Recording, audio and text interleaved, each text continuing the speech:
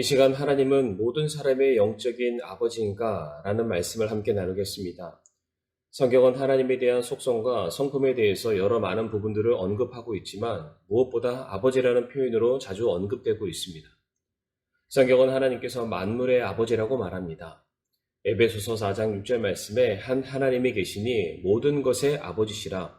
그분께서는 모든 것 위에 계시고 모든 것에 두루 계시며 너희 모두 안에 계시느니라 라고 말합니다. 만물은 하나님에게서 났습니다. 모든 피조물은 오직 하나님을 통해서만이 존재할 수 있고 살아갈 수가 있습니다. 자녀가 부모가 없이 존재할 수 없고 부모 없이 생존할 수 없는 것처럼 하나님을 인정하든 인정하지 않듯 성도는 하나님 없이 존재할 수도 살아갈 수도 없습니다. 하나님께서 우리의 아버지가 되어주시고 우리가 하나님의 자녀라고 하는 것은 하나님과 우리 사이의 가까움을 표현해 주는 것입니다. 다시 말해 우리가 이제 신앙생활을 한다는 것은 하나님과의 새로운 관계를 들어가는 것을 말하는데, 즉 부모와 자식됨의 관계를 의미하는 것입니다. 바로 이와 같은 부모와 자식의 관계가 성도의 삶에 어떠한 영향을 미치는지 몇 가지만 살펴보겠습니다. 첫 번째로 하나님께서는 아버지로서 우리를 돌봐주시는 분이십니다. 하나님께서는 모든 것의 아버지, 부모가 되십니다. 부모의 가장 큰 역할은 자식을 낳아 기르는 것입니다. 자녀를 기른다는 것은 자녀에게 필요한 모든 것을 공급해 주는 것을 말하며 또한 자녀를 보호해 주는 것을 의미합니다. 하나님의 성도의 아버지가 되어주신다는 것은 이제 성도들의 모든 필요를 공급해 주며 또한 성도들을 보호해 주신다는 것을 동일하게 의미합니다. 마태복음 7장 11절 말씀에 그런즉 너희가 악할지라도 너희 자녀들에게 좋은 선물들을 줄 알거든 하물며 하늘에 계신 너희 아버지께서 자기에게 구하는 자들에게 좋은 것들을 얼마나 더 많이 주시겠느냐라고 말씀하셨습니다.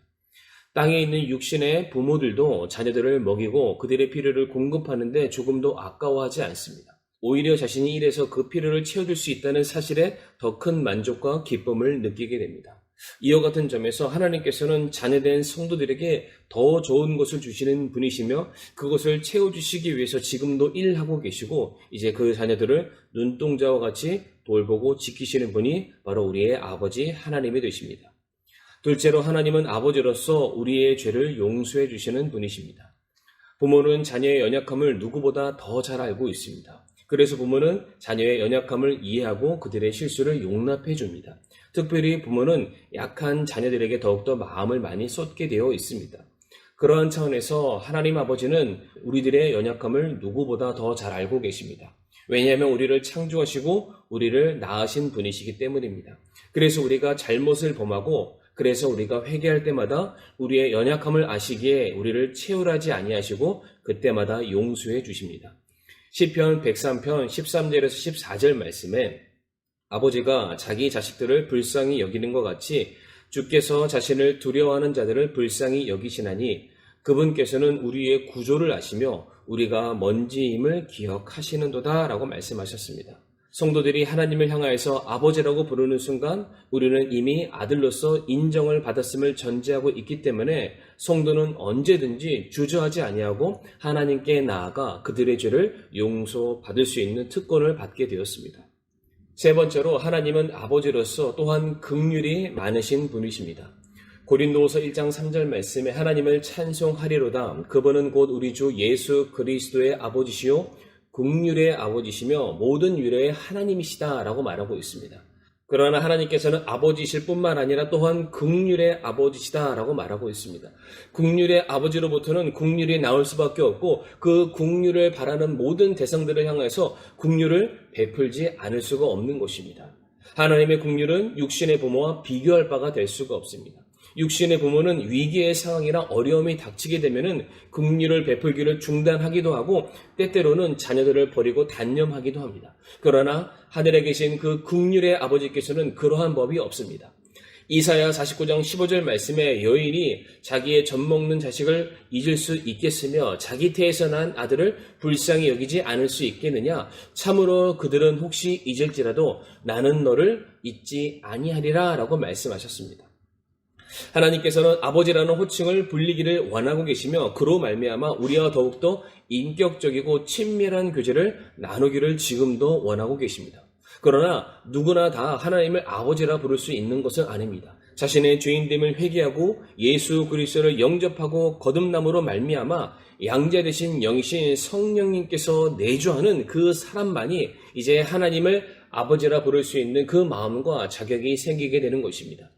로마서 8장 14절과 15절 말씀에 하나님의 영에 의해 인도받은 자들은 다 하나님의 아들들이니 너희는 다시 두려움에 이르는 속박의 영을 받지 아니하고 양자 삼으시는 영을 받았느니라. 그분을 힘입어 우리가 아바 아버지하고 부르짖느니라 라고 말하고 있습니다. 하나님께서는 저와 여러분들을 예수 그리스도의 십자가 공로로 말미암아 자녀 삼아 주셨습니다. 이제 하나님 아버지의 소원은 우리의 말과 행실에서 모든 면에서 하나님 아버지의 성품처럼 거룩해지기를 원하고 계시고 의로우신 아버지의 모습을 본받아서 이 세상에서 구별되어 죄와 불의를 용납하지 않기를 원하고 계십니다. 더불어서 아버지 하나님의 그 사랑의 모습을 본받아서 우리가 서로를 더욱더 사랑하며 섬기는 일에 앞장서서 이제 세상에 열매 없는 어둠의 일들에 속한 모든 일들을 버려버리고 아버지 하나님의 뜻 안에서 더욱더 자라기를 간절히 바라고 계십니다. 이처럼 거룩하신 하나님께서는 우리의 아버지라고 일컬음 받으시는 것을 결단코 부끄러워하신 적이 없으십니다. 우리는 때때로 하나님께 실망감을 안겨드리고 때로는 배신을 하기도 하고 슬픔과 원망을 쏟아내기도 하지만 하나님께서는 여전히 언제나 우리의 아버지 되심을 이 세상에 선언하고 계십니다. 바로 이와 같은 아버지 되시는 하나님의 마음을 기쁘시게 해드리는 저와 성도님들의 오늘의 삶이 되기를 간절히 바라며 말씀을 마치겠습니다.